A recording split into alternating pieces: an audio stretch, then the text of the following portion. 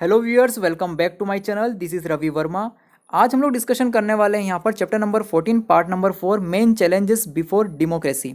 ठीक है, इस चैप्टर के जितने भी प्रीवियस पार्ट्स हैं उनका लिंक आपको डिस्क्रिप्शन में मिल जाएगा। So without wasting the time हम लोग शुरू करते हैं इस पार्ट के इंडेक्स पॉइंट्स जिन्हें आपको सीखना है। तो हम लोग इसमें डिस्कशन करेंगे टेररिज्म के बारे में। ठीक है, इसके जो इम्पैक्ट होते हैं, जो इफ़ेक्ट हैं और कौन कौन से फैक्टर्स टेररिज्म को बढ़ाने के लिए रिस्पॉन्सिबल हैं।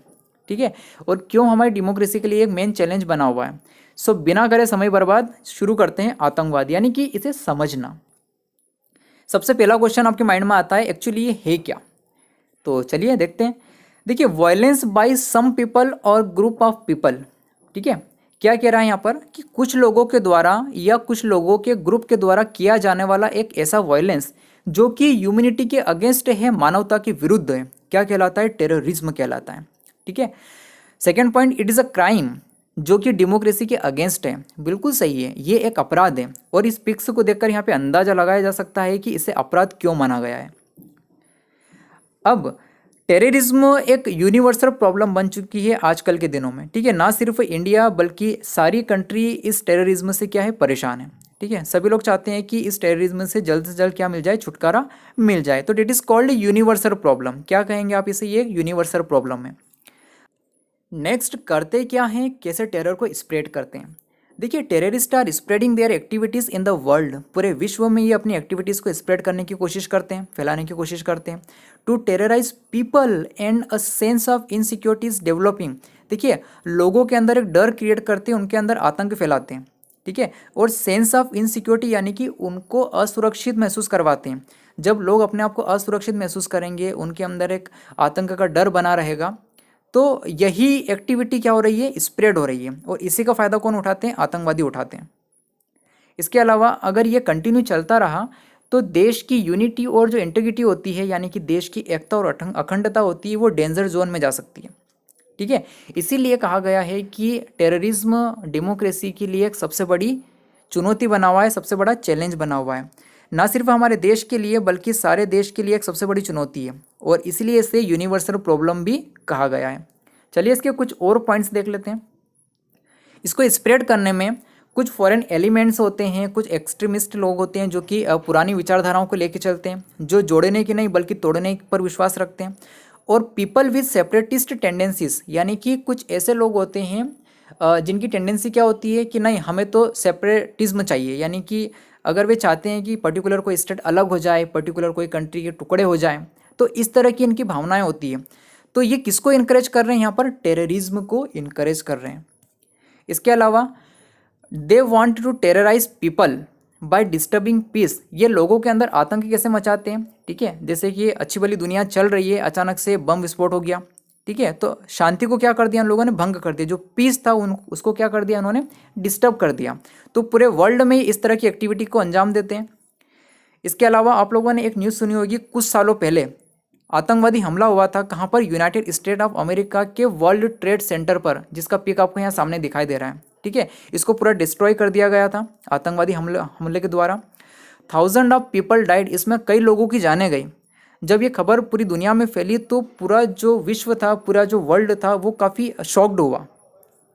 इसके अलावा हम लोग यहाँ पर देख रहे हैं कि the country suffered huge financial loss. देखिए, टेररिज्म से क्या होता है कि हर कंट्री को फाइनेंशियल लॉस होता है। ठीक है, सेंस ऑफ इनसिक्योरिटी बढ़ जाती है, लोगों के अंदर डर क्रिएट हो जाता है, लोग सही से जी नहीं सकते हैं। ठीक है, एक डर का माहौल क्रिएट हो जाता है। इसके अलावा यहाँ पर दे explode bombs and adopt such practices. इसके अलावा ये लोग बॉम्ब विस्फोट करते हैं और इसी तरह की रिलेटेड एक्टिविटीज़ को एडॉप्ट करके सोसाइटी को डिवाइड करने की कोशिश करते हैं। अब अगला पॉइंट यहाँ पर देखते हैं। देखिए, अभी तक हम लोगों ने जो समझा है वो ये वाला पॉइंट है। आपकी बुक का स्क्रीनशॉट मैंने यहाँ पर दिया है। ठीक है, ये पूरा कंप्लीट कर चुके हैं हम। Next, in India terrorism can be seen in 3 forms. India में आतंकवाद को 3 तरह से देखा जा सकता है। देखिए, religious terrorism, naxalite activities and communal terrorism. One by one समझते हैं। सबसे पहला आता है रिलीजियस टेररिज्म। देखिए, the terrorism we see in Jammu and Kashmir. Jammu and Kashmir में जिस तरह का आतंकवाद आप देखते हैं वो इसी तरह के टेररिज्म का एग्जाम्पल है। इसके अलावा यहाँ पर टेररिज्म का इंटेंशन क्या होता है, सॉरी टेररिस्ट का इंटेंशन क्या होता है कि लोगों को मारना, डराना, धमकाना, उन्हें लूटना और स्टेट के लॉ एंड ऑर्डर को डिस्टर्ब करना, सिचुएशन को बिगाड़ देना। ये पिक में आप लोग देख सकते हैं यहाँ पर। इसके अलावा नेम ऑफ द रिलीजन यानी कि धर्म को बेस बनाकर ये लोग बाहरी बॉर्डर से हमारे देश में घुसकर इस तरह की एक्टिविटीज़ को अंजाम देते हैं, जो कि कौन सी एक्टिविटीज़ में जाता है, वो रिलीजियस टेररिज्म के अंदर उसे माना जाता है। अब होता क्या है कि they are compelling to the people of a particular community, यानी कि किसी एक पर्टिकुलर कम्युनिटी को टारगेट बनाकर ये लोग उन्हें लूटते हैं और उन्हें घर से बेघर कर देते हैं। ये इस तरह की एक्टिविटीज़ को भी कौन अंजाम देता है, रिलीजियस टेररिज्म। अगला पॉइंट आता है कि terrorist activities are continuing unabated and India was, देखिए इंडिया काफ़ी समय से इस तरह की एक्टिविटी को मतलब कि वो कहते हैं ना चुनौती का सामना करता आ रहा है, और इसी वजह से भारत और पाकिस्तान के बीच में 3 युद्ध हुए। ठीक है, because of this type of activities, इस तरह की एक्टिविटीज़ हो रही थी, इसीलिए 3 युद्ध इंडिया और पाकिस्तान के बीच में हो चुके हैं। इसके अलावा सेकेंड पर आता है नेक्सलाइट एक्टिविटीज़। चलिए नक्सलवादियों को जरा देख लेते हैं यहाँ पर। The activities of the Naxalites are also disturbing. देखिए नेक्सलाइट्स जो एक्टिविटीज़ करते हैं उससे भी लॉ एंड ऑर्डर जो होता है डिस्टर्ब होता है। ठीक है, सिचुएशंस खराब हो जाती है। सच एक्टिविटीज़ फर्स्ट स्टार्टेड, नेक्सलाइट यानी कि नक्सलवादी जो होते हैं ये इन्होंने सबसे पहले अपनी एक्टिविटीज़ को स्टार्ट किया था विलेज कॉल्ड, जिसे नक्सलबाड़ी कहा जाता है, ये यहाँ पे दिख रहा है आपको, जो कि वेस्ट बंगाल में है।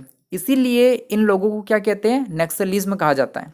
ठीक है, नक्सलवादी कहते हैं इन्हें।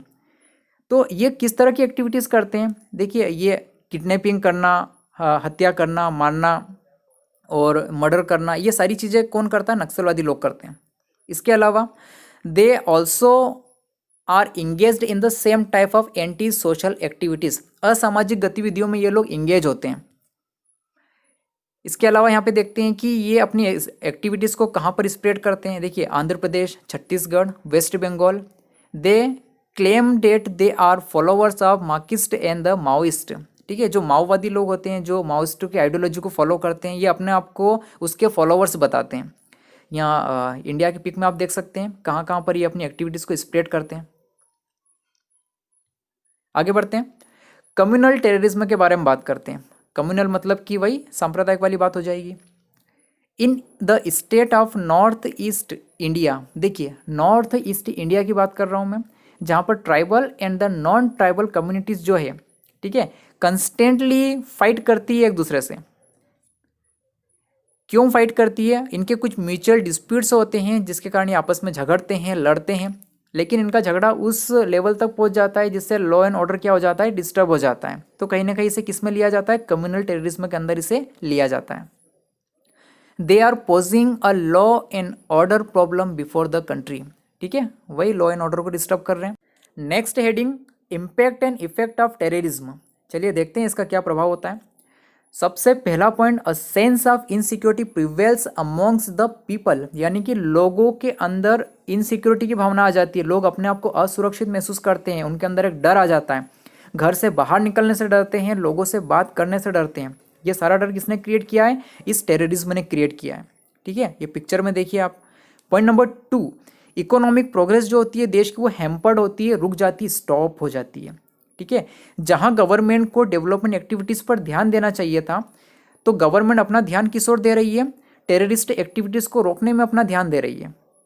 ठीक है, क्यों, क्योंकि जब टेररिस्ट एक्टिविटी होती है, फॉर एग्जांपल अचानक से बम विस्फोट हो गया, तो उसमें कितनी जानें जाती है।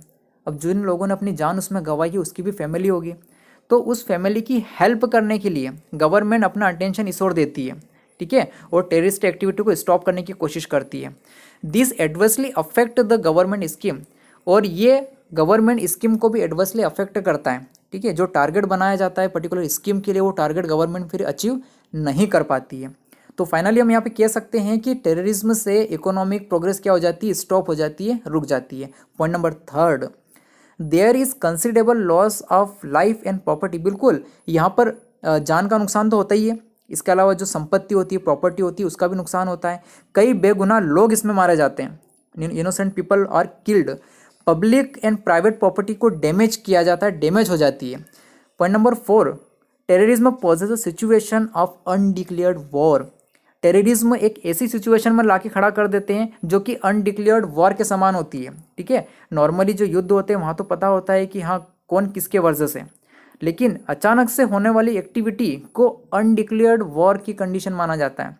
Some countries are using terrorism, कुछ कंट्रियाँ टेररिज्म को एक डिप्लोमेटिक टूल की तरह यूज़ कर रही है। ठीक है, अपना डोमिनेंस बनाने के लिए, अपने आप को एक सुपर पावर बनाने के लिए। नाउ अब डिस्कशन करते हैं कि ऐसे कौन से फैक्टर्स हैं जो कि टेररिज्म के लिए रिस्पॉन्सिबल हैं। सबसे पहला पॉइंट आपके सामने आता है कॉलोनियल रूल। आप लोग जानते हैं कि देश अंग्रेजों का गुलाम था। ठीक है, उस समय कॉलोनियल रूल यानी कि अंग्रेजों का शासन चल रहा था। उस समय उन्होंने जितने भी नियम यूज़ किए, जो ऑपरेसिव पॉलिसी यूज़ की और जितनी भी एक्टिविटी यूज़ की, कहीं ना कहीं टेररिज्म के लिए रिस्पॉन्सिबल है। ठीक है, उस दौरान जितने भी सिटीजन्स थे जो कि अंग्रेजों के गुलाम थे, उन लोगों ने इनसे आज़ादी के लिए जितनी भी कोशिशें की, जितनी भी एक्टिविटी यूज़ करी, ठीक है, फ्रीडम को अचीव करने के लिए, तो कहीं ना कहीं ब्रिटिश यहाँ पर टेररिज्म को बढ़ाने के लिए क्या है, रिस्पॉन्सिबल है। ये कॉलोनियल रूल इसके लिए पूरी तरह जिम्मेदार है।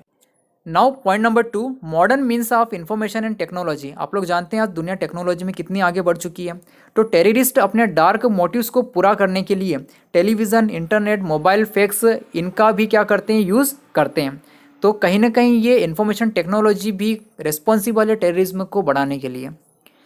इसके अलावा पॉइंट नंबर 3, दो देशों की नफरत भी टेररिज्म को आगे बढ़ाती है। देखिए, now days one nation conduct, यानी कि बात को समझना, कोई एक नेशन यानी कोई एक देश कंडक्ट करता है टेररिस्ट एक्टिविटी को, लेकिन अपने देश में नहीं, किसी और देश में।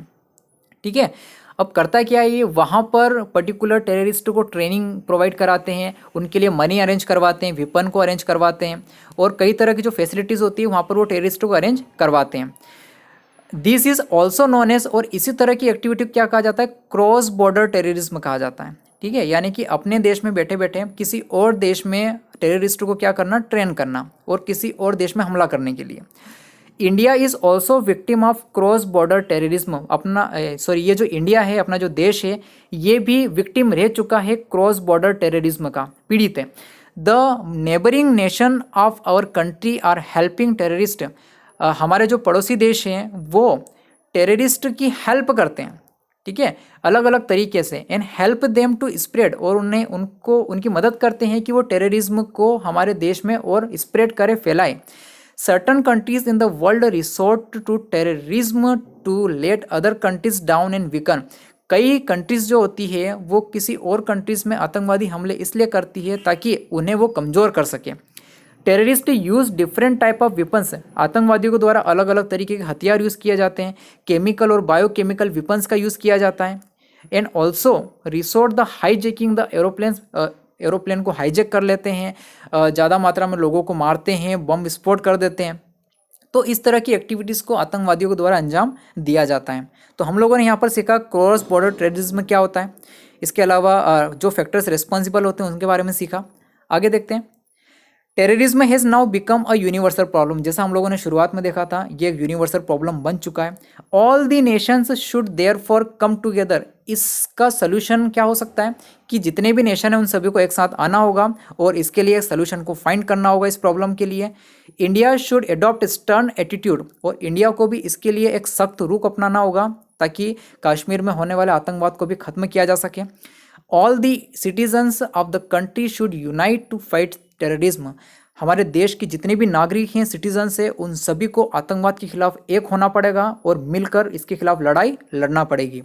सो फाइनली टेररिज्म क्या होगा, स्टॉप हो जाएगा। Stop terrorism, no terrorism. तो ये चैप्टर, ये वाला पार्ट यहाँ पर फिनिश होता है। नेक्स्ट पार्ट का लिंक आपको नीचे डिस्क्रिप्शन में मिलेगा। ठीक है, अगर वीडियो नॉलेजेबल लगे, शेयरेबल लगे, लाइक करिए, शेयर करिए, कमेंट करिए, और पहली बार आए तो चैनल को सब्सक्राइब करना ना भूलिए। मिलते हैं अगले किसी नए टॉपिक के साथ में, तब तक के लिए बाय बाय।